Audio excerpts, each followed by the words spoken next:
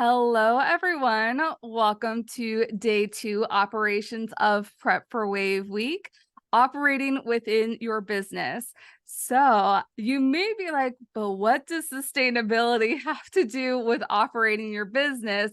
And I'll be completely honest with you, it's a whole new thing for myself as well, as I have been kind of like expanding my limits on really like impactful travel within the industry as well.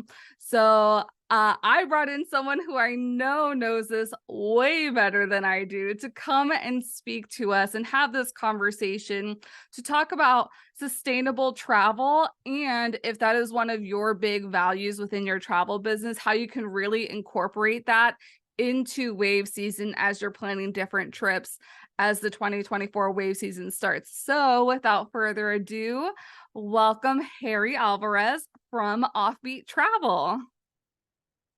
Hi, how you doing, Rita? Doing really, really well. Super excited to start this convo. But for people who don't know you, what do you do within the travel industry? Hey, yeah, I'm Harry. I'm the co-founder and chief operating officer of Offbeat Travel. We're a destination management company, Okay. specializing in eco tours and sustainable travel in Central America and the Caribbean. So, a destination management company, for those of you that don't know what it is basically the ground operator. So, we do everything from the moment a client lands at the airport to the moment they have to get back. So they get picked up at the airport, so all the transport, all the lodging, all the meals, all the activities, pretty much full packages for groups and individuals and small groups as well. So we're the local counterparts to travel agents and travel advisors. We're the ones in country that can help you set up all your client streams. Awesome. All right. And I know like many people do work with DMCs all around the world. So it's also nice to have a new contact for the Caribbean. Uh, in your words, like what does sustainable travel mean to you? Yeah, so it's not just conservation, which is what everyone kind of goes to, is Right. environmental conservation, which is it's a part of it. When we're traveling, we want to make sure that we decrease our impact on the community we visit as much as possible through like not leaving a trace, or like picking up our garbage, not touching coral, and visiting protected territories in a responsible way. But it's not just about conserving the environment. It's also about building a sustainable business, and Mhm. that's where we really focus on this side of sustainability. So a big part of it for us is assuring that as much of the economic benefits of travel stay kind of as close to the community that you're visiting as possible. So it's what we like to in the industry call leakage. We Uh-huh. want to reduce leakage as much as possible. Leakage being, the amount of money that leaves the country when you travel to a place. So we want to keep as much of the economic benefits in the communities. We want to make sure that the companies that we're working with are legal entities in the location, that they're like paying their employees in the books, that they're providing healthcare and benefits to their employees, and doing all those things that we would kind of expect of a business anywhere, but in the destination that we travel, and we things that we often forget to look into. So we like to say that sustainable travel isn't necessarily like a segment of travel. It's not like cruise travel or adult travel, but rather just all travel done to, right, correctly. So Right. it just means like checking into your vendors and you're assuring that they're like complying as much as possible with local laws and proper business practices. If you want to go above and beyond, there's like certifications, like becoming a B Corp, for example, is a big one where Okay. you have to like meet certain criteria.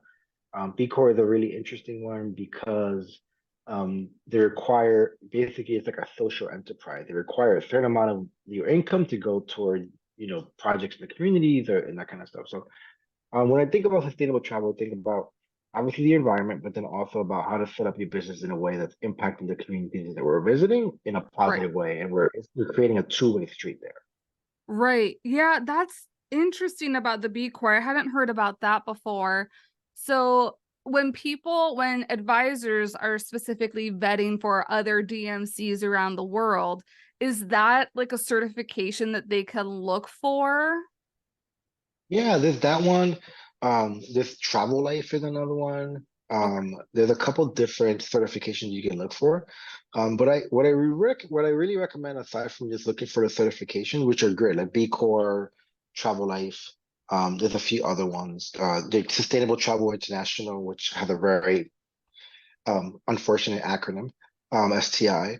Oh But no. you know, yeah, they're all great organizations. But then also what I really recommend people do is to kind of just have dialogue with the vendors, um, and have a vendor vetting process. Usually think people think of a vendor vetting process and they think of safety only.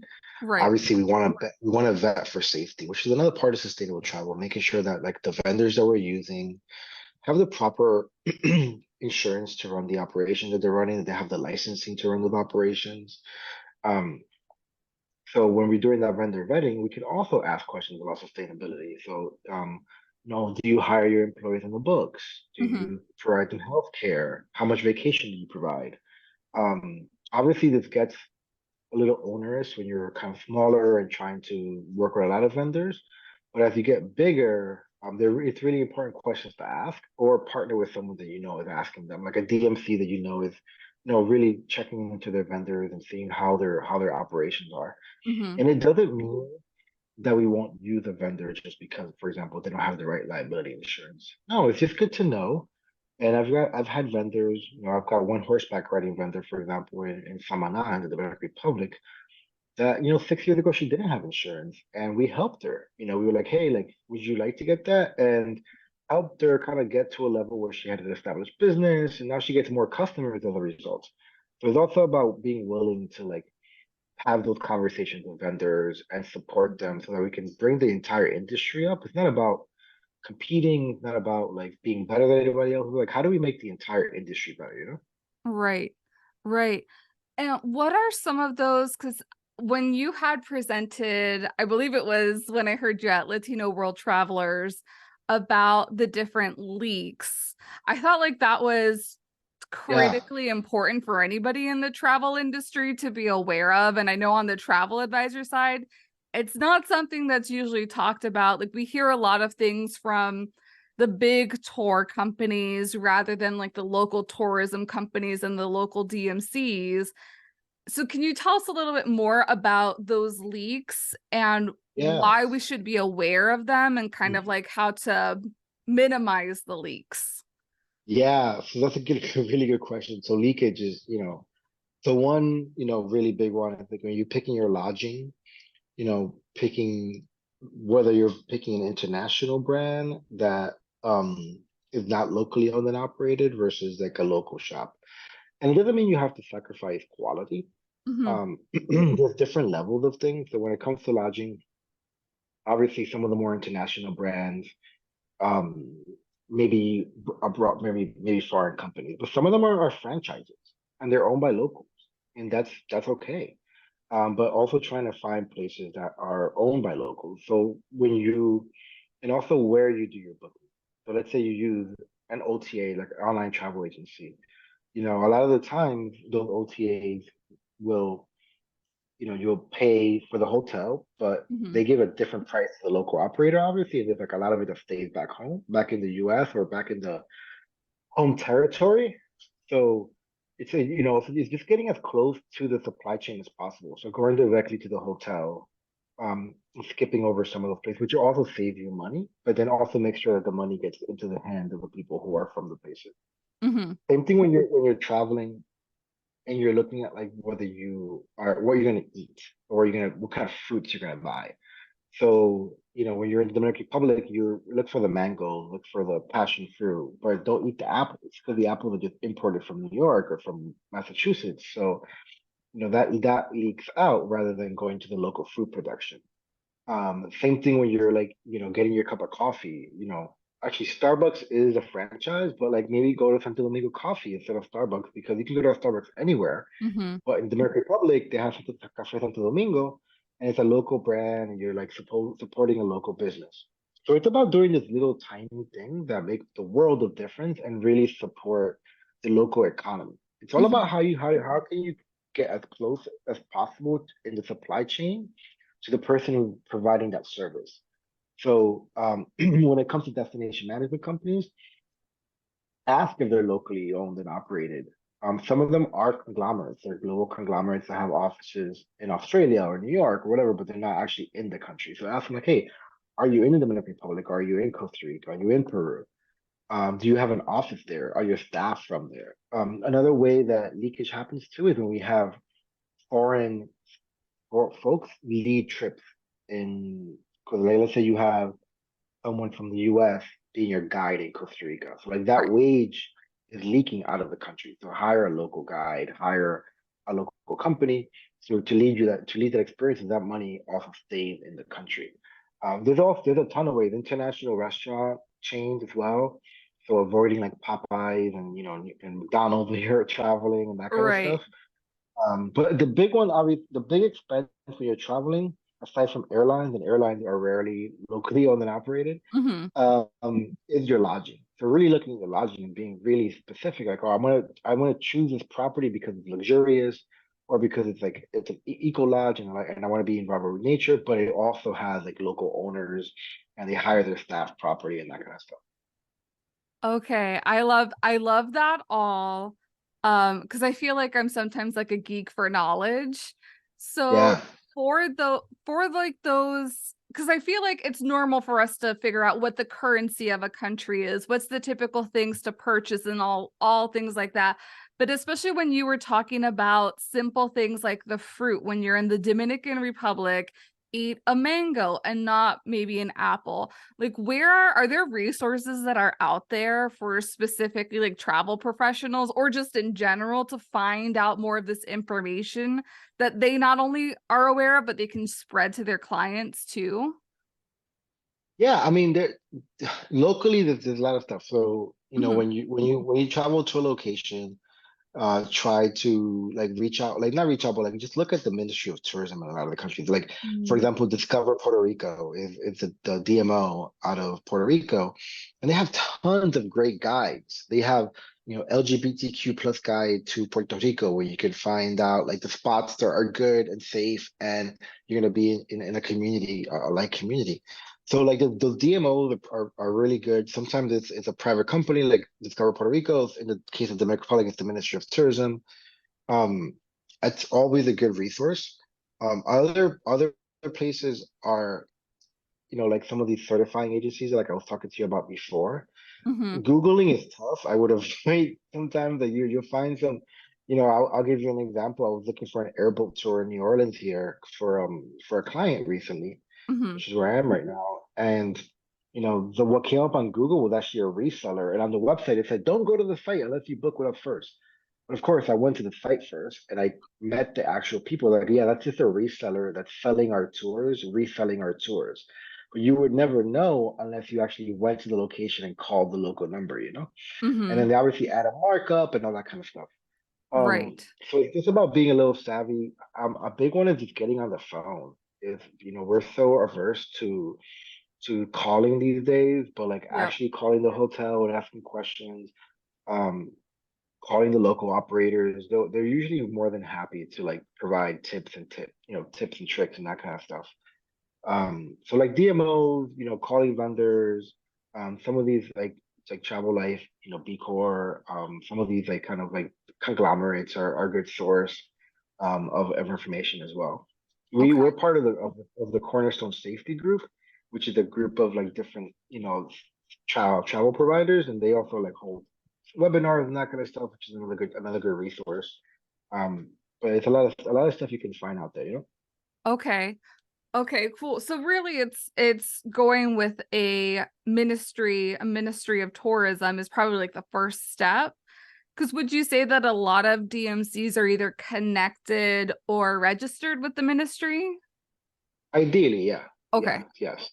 For sure. Okay. So like they'll be able to guide you towards the Ministry of Tourism, or like Discover Puerto Rico or the DMO will be able to guide you towards operators that are on the books, that are Hmm. like legit, have a track record, um, and like, are engaging, which is a big part of it. Like, you can easily operate in these places without engaging with the Ministry of Tourism. But if you're making the point to engage with the Ministry of Tourism, it also means that you're trying to bring the industry up. You want to like show what you're doing, you want to, spread the good word, you want to grow things in a positive way.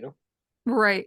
And I know for many people who are starting to come into the industry, like that's a big pain point of theirs is because they travel sustainably. And so they want to have a travel business, but then they're bombarded with all these like bigger corporations and companies. And they're like, that's not the type of travel that I do, or I Yeah. want to like be facilitating. So, and I think like that's why it was really important for me to have you on and to share a little bit about this, because it's not only travel advisors who are feeling this, but of course, it is the modern day traveler who these things and these initiatives are important to as well.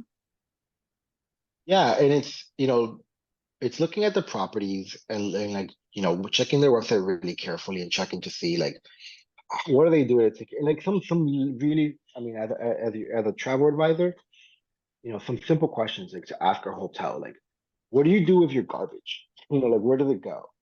What do you do with your sewage? Like, are you like just piping out into the ocean, or do you have like, do you treat your sewage on property, that kind of stuff? And Mm-hmm. it's stuff that you may not think to ask, but those two things are huge, as far as like make sure that they're operating sustainably in their like location. Okay. Is like, what do they do with their food waste? What do they do with their sewage? Like, is it properly treated and that kind of stuff? Um, and then, I would recommend with travel advisors is to like, get on the phone call. I'll try to avoid automatically buying a package from someone, Mm. but have them really show you who the operators are at the next level. Okay. You may not want to, it's a lot of work to like book your own lodging and book your own activities and your own transport. You really do want someone like a DMC to like help you with that. Mm-hmm. But if they're afraid to introduce you to their partners, then that's a red flag for me. Like, I mean, if I had a travel advisor that was like, hey, I really want to talk to that hotel because I want to get to know them better. Okay, let's do it. Let's get a call together. Because at the end of the day, I know the value that I provide, Mm-hmm. and and if they go directly to the hotel, I'm okay with that too because I'm partnered with the hotel. I want them to get as much business as possible. It doesn't always have to come through me. Right. Right. Now kind of like shifting a little bit and still going in with the theme of sustainable tourism. DEI, and I know I was on the Travel Unity webinar, which was a week ago from when we're recording this. What does diversity and equity and inclusion, how is that connected to all of this and what you do? Yeah, it's a big part of it. When you talk about sustainable travel, you've got the environment, you've got the business side of things, and you've got the people side of things. And DEI is very much an important part of the people part of things. Mm-hmm. So, I'm Dominican American, so I grew up between the U.S. and the Dominican Republic, and there's very different views of race and things. So, Right. what I like to bring into things from the DEI lens is not just the U.S. centric one, but like when you're traveling to Costa Rica or the Dominican Republic or Ghana or wherever, is the provider that I'm working with also on my same level of these things, or am I unintentionally supporting systemic racism by just using this provider? And really thinking about that, like like some providers may be in the Dominican Republic may be very, very anti-Haitian in the Dominican Mm-hmm. Republic, and like I'm not with that. Like I have people on my staff who are Haitian. So that's one thing. Then looking at the staff is like, are they representative of the destination as a whole, or do they just represent one part? Like, are they all from Santo Domingo? Are they all from Accra? Or do they represent the gamut of Dominican culture? Like, on my team, but to show off, we have Dominicans from Santo Domingo, we have Dominicans from the mountains, we have Dominican Haitians. And like so in Costa Rica, we have people who have indigenous backgrounds. So, like, does your staff represent locally the operation? And then when it comes to visitorship, it's a little hard. It's hard. How do Right. you guarantee that the visitors that you have coming down are diverse? So what we do is we try to partner intentionally with travel agents and other companies that to have that as a priority that they want to, because the most unfortunate thing I hear is like, oh, okay, like in order to get your program through with the you have to offer like discounts and scholarships. Like, no, Black folks, brown folks, they have money and they can travel. Right. It's just that they're not necessarily seeing themselves in your marketing or represented in what you're doing. Exactly. So it's also about creating that representation in your marketing materials and who you're reaching out to and how you're reaching out to them. But it's super important to look at it both from like the people coming and the local operation. Mhm. A lot of times we focus on the people coming because obviously those are our clients.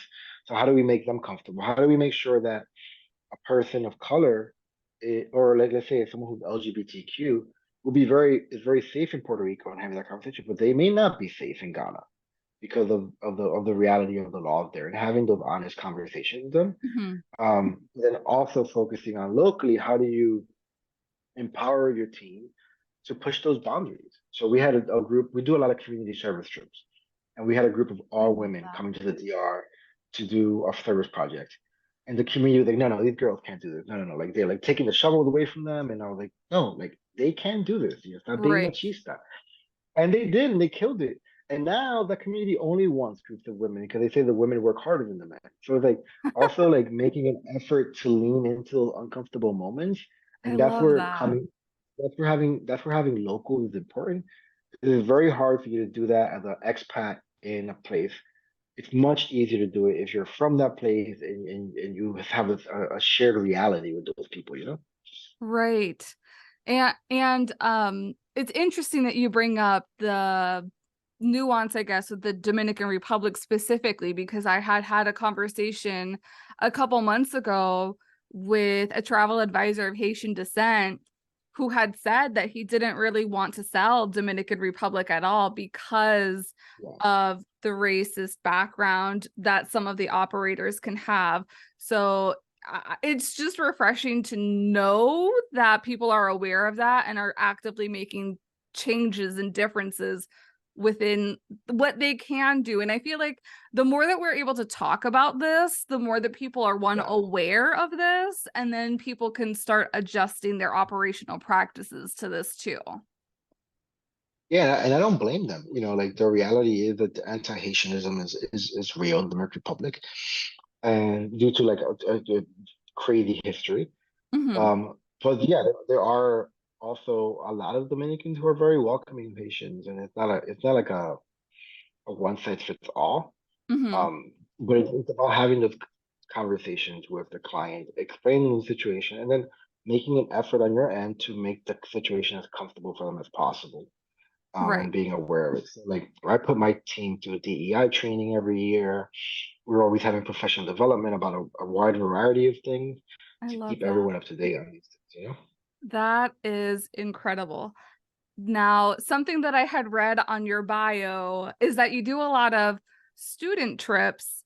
And Yes. one of the reasons or the core values of doing that is to really decolonize travel to like the next generation, the younger generation. So, what does that mean to you, too, decolonizing travel? Yeah, so we do a lot of work with youth. That's kind of how I got started in travel. I was a guide for youth trips in Costa Rica, and since my family is Dominican, I opened up an operation in the Dominican Republic. Um, and I really believe that, while that's student work, when you're traveling, everyone's a student, whether you're a high school kid, a college kid, or you're an adult in your 70s. Hmm. When you're traveling, you're learning, especially when you're like at the edge of your comfort zone. So for us, decolonizing travel, when we talk about decolonizing travel, it's really about putting the power back into the hands of the locals. So especially in places like the Republic, like Costa Rica, like most of Latin America that was colonized in the 1400s and 1500s, back then the resource was gold, it was silver, it was, those natural resources. Then it became plantations, sugar cane, sugar. For a while, Haiti was the most profitable colony in France's pocket. They, produced sugar with a Hmm. gold. But nowadays, what is our resource? Our resources are tourism. It's like our beaches, our flora, it's our fauna. And how do you assure that as much of that resource stays in the pockets of locals? So that's when we talk about decolonizing travel, we talk about that. We talk about how do decolonize travel, create equity in the travel space by ensuring the people in the places that we're visiting have ownership of not just the design, the management, the implementation, but then also the economic benefits of travel to their own communities. So that's kind of how Hmm. we see it. Okay. Yeah, and I loved like kind of like looping back in the travel unity conversation with that it's not just cultural, it is LGBTQ, it is people with physical or Abilities, invisible yeah. abilities, special dietary needs. It's like something that's huge for me, especially. And I loved how somebody was like, if somebody can't eat, like, how is that equitable around the Yeah. table if there's something that's not available to them? There's so many things, when you're, especially people are traveling and they're outside of their comfort zone, it makes those things that much harder. Hmm. So, if you go to a place and like everything has dairy in it and no one's listening to you, it's so uncomfortable. Right. So having staff and having guides who understand those things and empathize with you and try to find a solution is super important. I think the days of people just kind of like brushing you off should be fully gone because they're not gone yet, but it's how it should be because everyone should be comfortable in the space that they're creating, you know? Hmm. Right. Right. I know one of the other things that you had mentioned in terms of leakage, and I know this is one of the things that I wanted to make sure that we touched on, was specifically the cruise industry and Mm. how there's big time leakage because usually it's just the mass cruise ship comes in, is there for 8 hours, and then goes. So, how can travel advisors kind of like encourage their clients, or where can they find resources for them to make just a bigger impact when they're in a destination, but just for a short amount of time? Yeah, well, cruises are tough because such a big part of tourism economically is the lodging. So you remove a big one when you don't stay on the Okay. land. But when the cruises dock, if you want to really maximize, try to opt for ones that dock for multiple days. So you can go and like see really impact the community. Maybe again, I know everything's included on the cruise, so it's hard to be like, oh, I'm gonna go spend money on a dinner, but like, do go a little bit off the resort, off the cruise ship, and go have a meal on land. And then the other thing is like I know that they set up all these souvenirs at the docks a lot of the time. Like Right. try to get out of there and go to some local shops. Um, Same thing with activities. Like I know the cruise will offer activities, and I'm not trying to take money out of their pockets, but like Google, search, for local activities and go do something with like a local guide or something like that, and just try to like find ways to spend some of that money on land and interact with locals. I think the other big thing with cruises that's tough is that it's such a big group of people that it's hard to interact with the locals. So finding those ways that you can have authentic interactions with some locals is super important. Hmm. Yeah. Is there anything else kind of that we didn't touch on? I feel like we touched on a lot of different things when it I, comes to sustainable travel that's not like really pertaining to the environment like we typically think yeah, about. I think there's one thing is I think for a long time in a lot of places we've been taught to like fear the locals that they're gonna try to trick That's a us or great point. they're out together or they're out to like hustle us. And that's just not the reality. Like most people who work in the tourism industry are like hospitality people. They do it because they're passionate about it. So really make a point to like change that mindset and really trust the locals. Because the reality is like if you go to a beach and the locals aren't swimming there, there's probably a really good reason for that. Hmm. I've had groups that go to the beach and they're like, oh, no one's swimming here, and the locals like, yeah, don't swim, and they'll do it anyway, and like they just step all over sea urchins. And the locals know that. The locals Right. know where not to swim, where to swim. So really, I think switching that kind of like motto of like, fear of the local, I think it should be more like, really trust the locals, really like look what they're doing and find ways to like, support them and learn more about them. I love that. Thank you so much for mentioning that point because I know that that is a huge thing. Like we see it in the media, like all these like pickpocketing and just things that happen anywhere overseas. And that's not typically the case. Like I know not a Caribbean destination, but I know the first time I went to France, I was like, I don't know what to expect because everybody says they're rude here. And I had the complete opposite experience. Exactly. We can't, like, no culture is a monolith.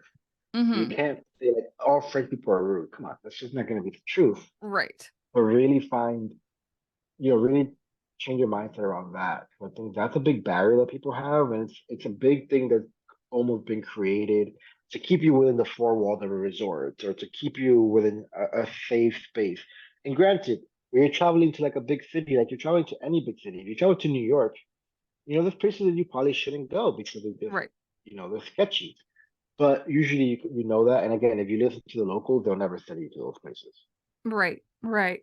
Well, Harry, thank you so much for being here and sharing just a ton of your wisdom.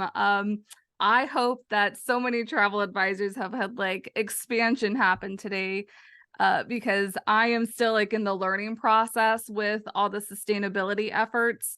So I so appreciate your time here. Where can people find more about you, what you do, or stay connected with you? Yeah, thanks. It's really a pleasure. Lovely conversation or anytime. Yeah, so you can go to offbeattravel.com. It's our website. You can follow us on Instagram on Offbeat Travel Experiences, and you can always email us. It's just hola@offbeattravel.com. I love that. And I'll make sure to have all of the links below so that you can reach out to Harry and learn a little bit more about operating a sustainable travel business. Uh, there are two more recordings that are here today on Operations Day, so make sure to check those out. And if you have upgraded to the study hall pass, I'll see you at 3 p.m. Eastern time. All right. Thanks for joining us, everyone. We'll see you soon. Bye. Thank you.